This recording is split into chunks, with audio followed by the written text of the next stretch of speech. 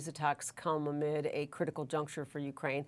Both its counteroffensive against Russia and the release of Western aid packages worth tens of billions of dollars have stalled.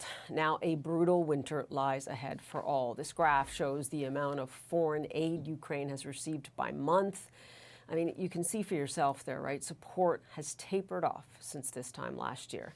Maryan Zablotskiy, a Ukrainian member of parliament, joins us now from Kyiv with his response to these latest attacks and what they mean for the wider conflict with Russia. I really want to thank you for joining us, and so much heartache that we all just witnessed there throughout Ukraine today and for so many months now. What would you say to the West as they can now see in blunt terms themselves what's going on, but also the fact that we all see that their resolve in the West might be weakening?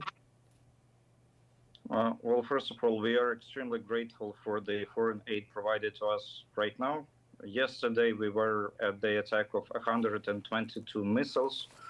Fortunately, 70% of those were intercepted thanks to foreign aid. And if not for the foreign aid, not 30 people were killed, but much, much stronger civilian casualties would have been endured. So we are extremely grateful for that. Russia has spent $1.2 billion on this one day, one night of terror. And it shows that as the Western support dwindles, they are still ready to double down on the attacks on Ukraine. And given what you just said, what do you worry most about the fighting season to come in this winter? Well, the main targets of this attack were just civilian infrastructure. So they were targeting our electricity grid, basically.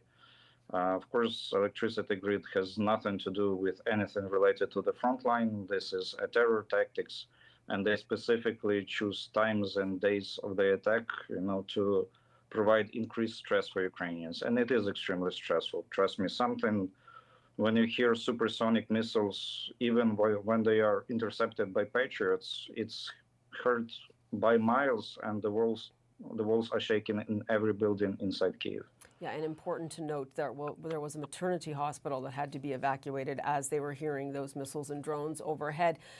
Some have described Ukraine, though, as handcuffed by the West, meaning the military aid came with conditions. They would give some, but not other help. I mean, what are you asking for in blunt terms in the weeks to come? I mean, we know the F-16s may or may not arrive by spring and be in the air, but what could help in the weeks to come?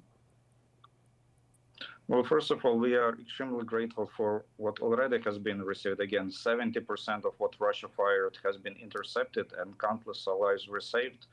But what we really do need is just a small percentage of what has been prepared for war with Soviet Union as is. US has huge stockpiles of weapons that were specifically designed for a conflict with Russia, for a potential conflict with a superpower. A very tiny and small fraction of that actually just does the trick. Not the money themselves, but what is already on warehouses. So you're saying more military hardware needs to be released and released very, very quickly? Exactly. And whether this hardware is in US or Ukraine, its specific lives depend on that. We are extremely grateful for the aid already received. But if many of those weapons were manufactured and stockpiled in case for such a conflict, US soldiers are not taking part of it, thank God. But we are ready to fight. We are ready to put our blood, but we do need equipment to fight off this enemy. And that is a message that you have been saying really from the outset of this conflict. But I want to ask you, you have forged very close relations and maintained close relations to Republicans in the United States. And yet the GOP seems to be weakening in its resolve, especially when you listen to GOP candidates. Have you been in touch with them of late? And what can you say to them as the United States enters a pivotal election time right now?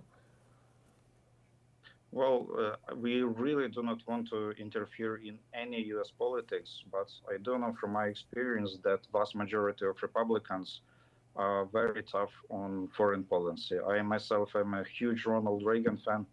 I've been trying to put, and I hope soon we will have a Ronald Reagan monument in Kyiv. And I do hope that this support will come. And quite honestly, even from previous times, when we had different parties, Ukraine typically enjoyed bipartisan support. Right, but Ron DeSantis, one candidate, is saying maybe you guys should cede territory, and you know former President Trump is not convinced that this battle should continue the way it is. We sometimes we look at actions, not words. I do remember that Mr. Trump was the first U.S. president to send military equipment to Ukraine. He was actually the first one to authorize the sale of and delivery of javelins to Ukraine, and he implemented sanctions Nord Stream 2, as I remember.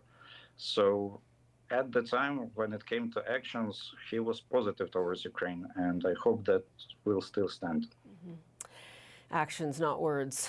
We hear you. It is 10:14 p.m. now in Kyiv. We certainly hope you have a quiet evening. Thanks so much. Really appreciate your words there.